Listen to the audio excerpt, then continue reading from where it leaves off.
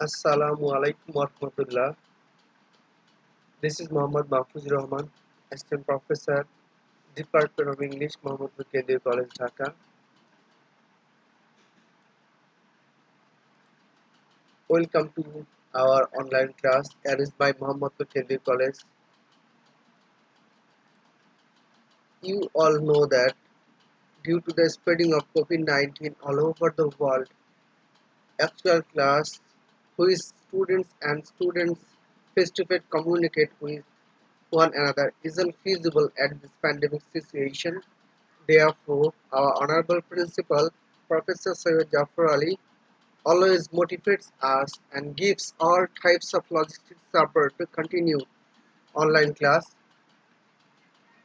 for our students. However, today my topic is on a very famous novel, The Old Man and the Sea, composed by Ernest Miller Hemingway. And this is my second lecture for the students of Master's Final Year in the Department of English under National University. In my previous class, I discussed on the author Ernest Hemingway. Today we will go through the summary of the novel The Old Man and the Sea. We all know that Ernest Miller Hemingway was a Nobel laureate for literature.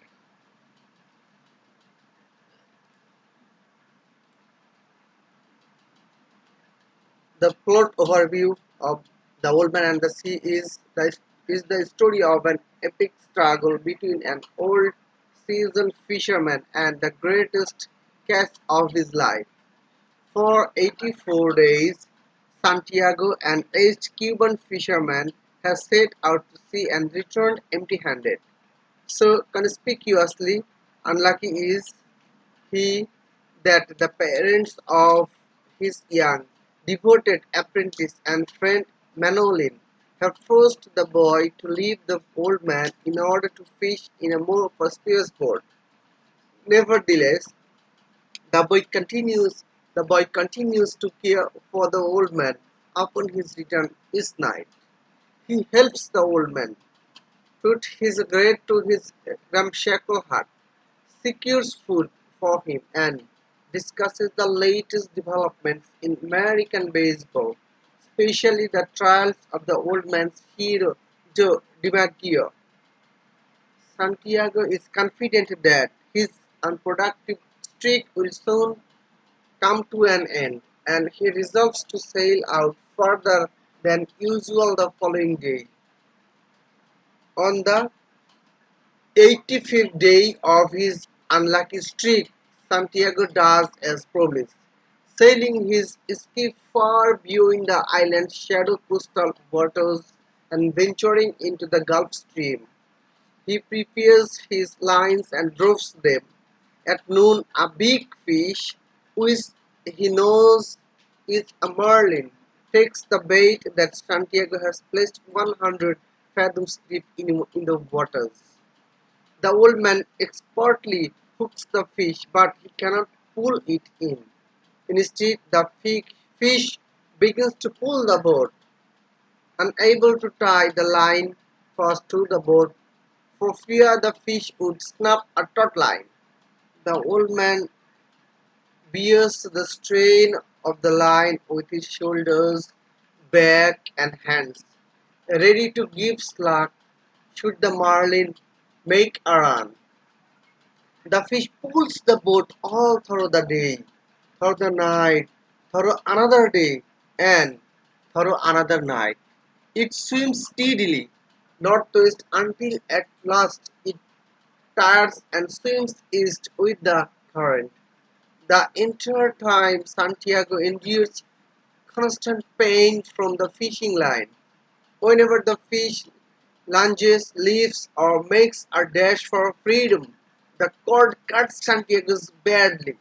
Although wounded and weary, the old man feels a deep empathy and admiration for the Marlin, his brother in suffering, strength, and resolve.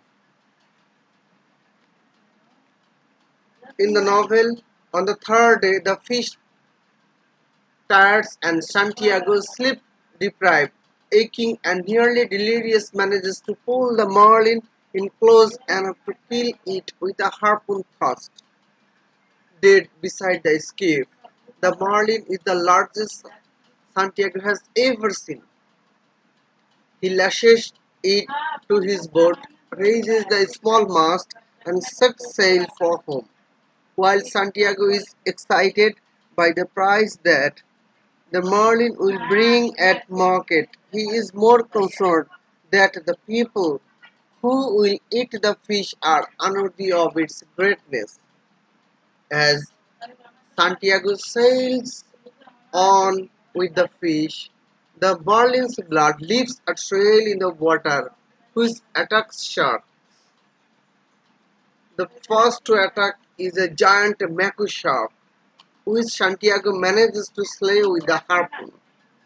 In the struggle, the old man loses the harpoon and lends a valuable rope, which leaves him vulnerable to other shark attacks. The old man fights off the successive vicious predators as best as he can, stabbing at them with a crude spear he makes by lashing a knife into an oar, and even clubbing them with the boat's tiller. Although he kills several sharks, more and more appear, and by the time nightfall, Santiago's continued fight against the scavengers is useless. They devour the marlin's precious meat, leaving only a skeleton, head, and tail.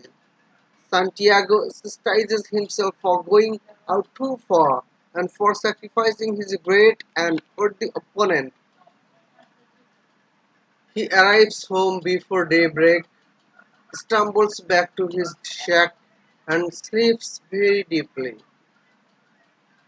The next morning, a crowd of amazed fishermen gathers around the skeletal carcass of the fish, which is still lashed to the boat.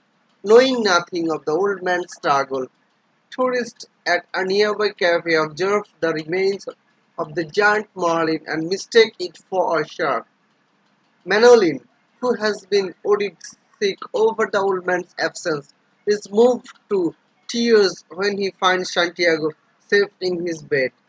The boy faces the old man some coffee and the daily papers with a baseball scores and watches him sleep. When the old man wakes, the two agree to fish as partners once more.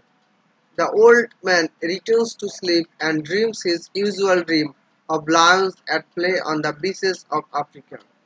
This is the overview of the novel The Old Man and the Sea. Now we are going to discuss thoroughly the summary for the days. In the first day, we see that from Santiago's return from the 84 consecutive day without catching a fish to his dreams of lions on the beach. He only dreamed of places now and of the lions on the beach. They played like young cats in the dusk and he loved them as he loved the boy.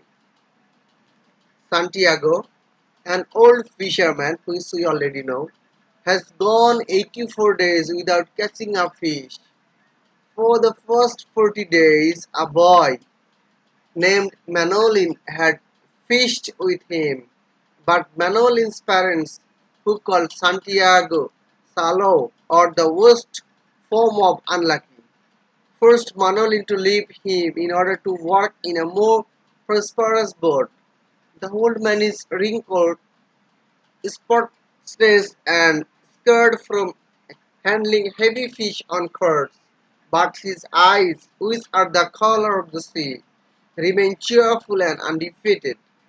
Having made some money with the successful fisherman, the boy offers to return to Santiago's skiff, reminding him of their previous 87 days run of bad luck, which culminated in their catching big fish every day for 3 weeks. He talks with the old man as they haul in Santiago's fishing gear and laments that he was forced to obey his father, who lacks faith and, as a result, made him Swissboards. The pair stops for a beer at a tourist cafe where fishermen make fun of Santiago. The old man doesn't mind. Santiago and Manolin reminisce about the many years the two of them fished together, and the boy begs the old man to let him provide fresh bait fish for him. The old man accepts the gift with humility. Santiago announces his plans to go far out in the sea the following day. Manolin and Santiago haul the gear to the old man's shack, which is furnished with nothing more than the barest necessities: a bed, a table, a chair, and a place to cook. On the wall are two pictures, one of Sacred Heart of Jesus and one of the Virgin of Cobb, the patroness of Cuba. The old man has taken down the photographs of his wife, which made him feel too lonely. The two go through their usual dinner ritual, in which the boy asks Santiago what he is going to eat, and the old man replies, "Yellow rice with fish," and then offers some to the boy. The boy declines, and his offer to start the old man's fire is rejected. In reality, there is no food. Excited to read the baseball score, Santiago pulls out a newspaper, which he says was given to him by Peiko at the Boiga. Manolin goes to get the bait fish and returns with some dinner as well. A gift from Martin, the cafe owner. The old man is moved by Martin's thoughtfulness and promises to repay the kindness. Manolin and Santiago discuss baseball. Santiago is a huge admirer of the great DiMaggio, whose father was a fisherman. After discussing with Santiago the greatest ball players and the greatest baseball managers, the boy declares that Santiago is the greatest fisherman. There are many good fishermen and some great ones, but there is only you. Finally, the boy leaves and the old man goes to sleep. He dreams his sweet, recurring dream of lions playing on the white beaches of Africa, a scene he saw from his ship when he was a very young man. The analysis of this part, we see that the opening pages of the book establish Santiago's character and set the scene for the action to follow. Even though he moves Manolin and is loved dearly by the boy, the old man lives as an outsider. The greeting he receives from the fishermen, most of whom mock him for his fruitless voyage to sea, shows Santiago to be an alienated, almost ostracized figure. Such an alienated position is characteristic of Hemingway's hero, whose greatest achievements depend, in large part, upon their isolation. In Hemingway's work, it is only once a man is removed from the numbing and false confines of modern society that he can confront the larger, universal truth that govern him. In A Farewell to Arms, for instance, only after Frederick Henry abandoned his post in the army and lives in seclusion is he able to learn the dismal lesson that the death renders meaningless such notions as honor, glory, and love. Yet, although Hemingway's message in The Old Man and the Sea is tragic in many respects, the story of Santiago and the destruction of his greatest cast is far from dismal. Unlike Frederick, Santiago isn't defeated by the Enlightenment. The narrator emphasizes Santiago's perseverance in the opening pages, mentioning that the old man's eyes are still cheerful and undefeated. After suffering nearly 3 months, without a single catch. And although Santiago's struggle will bring about defeat, the great marlin will be devoured by sharks. Santiago will emerge as a victor as he tells the boy in order for this to happen, he must venture far out, further than the other fishermen are willing to go. In Hemingway's narrative, Santiago is elevated above the normal stature of a protagonist, assuming near mythical proportions. He belongs to a tradition of literary heroes whose superior qualities necessitate their distance from ordinary humans and endeavors. Because Manolin constantly expresses his devotion to reverence for and trust of Santiago. He establishes his mentor as a figure of significant moral and professional stature. Despite the difficulties of the past 84 days, while other young fishermen make fun of the old man, Manolin knows Santiago's true worth and the extent of Santiago's knowledge. In The Old Man, Hemingway provides the reader with a model of good, simple living. Santiago transcends the evils of the world, hunger, poverty, the contempt of his fellow men by enduring them. Hope that, my dear students, you have enjoyed the uh, novel of the day one of the Sea Boys of Manolin and Santiago. In our next class, we will discuss about the remaining part of the novel and the other days sea voyage of Manolin and Santiago. And until then, thanks to all of my dear students. You will stay safe, stay yourself from COVID-19. Take care yourself, take care others, and keep social distance. Maintain social distance and wash your hands with sanitizer several times. Hope that this pandemic situation will be gone as soon as possible. Okay, Allah Hafiz, my dear students.